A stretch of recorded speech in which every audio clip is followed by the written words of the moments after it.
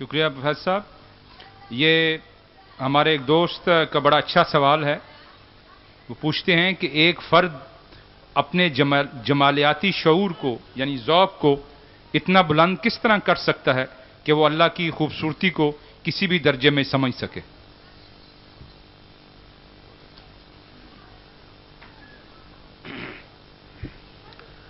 خواجہ حضرات، بہت سارے مصروں میں، بہت سارے اشعار میں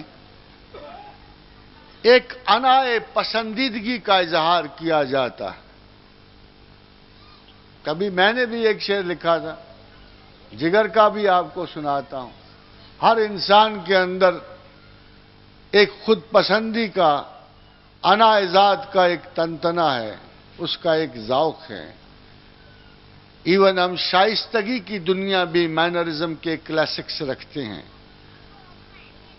تو جگر مراد آبادی نے کہا کہ کوئی حسین ٹھہرتا نہیں جگر، کوئی حسین ٹھہرتا نہیں جگر، تنگ آ گئے بلندی ذوق نظر سے ہم، تنگ آ گئے بلندی ذوق نظر سے ہم. جب ہم اپنی انائے علمیہ اور انائے ذاتیہ کو دیکھتے ہیں تو بہت شروع میں نے ایک شعر لکھا، اس حالت کی عکاسی کے لیے بیان کروں، اپنے آپ کو شاعر نہیں بیان کر رہا، کہ میں خود پرست کسی پر نثار ہو نہ سکا، میں خود پرست کسی پر نثار ہو نہ سکا، میری نظر میرے دل ہی میں آ کے ڈوب گئی. خواجہ حضرات، جب آپ ذہنی طرفوں کو جا رہے ہوتے ہیں، آپ نے دیکھا ہوگا کہ ایک اچھے ذہن والا انسان اتنا ناز کر رہا ہوتا ہے. ایک شاعر جو ابتدا سے دو چار مصرے ٹھیک لکھنے جس کو آ جائے، اس کے تنتنے کا یہ عالم ہے کہ وہ ادھر ادھر دیکھے بغیر گزرتا ہے مخلوق سے. تو ذوق نظر بہت ساری چیزوں سے نکلتا ہے، خوشبو سے، لباس سے، نظر سے، وجود سے نکلتا ہے. پھر اس کے معیار مقرر ہوتے ہیں.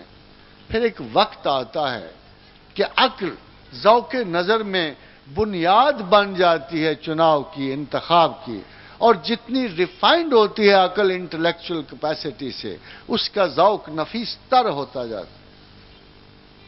پھر خواجہ حضرات، ایک وقت آتا ہے کہ تخلیقات دنیا میں عقل کو کوئی چیز پسند ہی نہیں رہتی. وہی بے چینی، وہی اضطراب، وہی بے قراری، کسی چیز کو ڈھونڈ رہا ہوتا ہے انسان. تو صحرا میں جیسے تنہا مسافر کھڑا ہوا، جہاں رستوں کے نشان بھی نہیں ہوتے، عجب اداسی سی محسوس کرتا ہے، خوف و خطر والی اداسی. اسی طرح جب انسان انٹلیکچولی تنہا ہوتا ہے تو کسی مائیت کی، کسی دوستی کی تلاش میں اس کے ذوق نظر میں کچھ اور تلخی اور بلندی آتی ہے. یہ وقت وہ ہوتا ہے جب اللہ اس کی طلب کے خلا کو پر کرتا ہے، اور یہاں سے بندہ اپنے خدا کی تلاش میں شروع ہوتا ہے. اور اس کے بعد تمام واقعہ پھر وصال و فراق کا واقعہ ہے.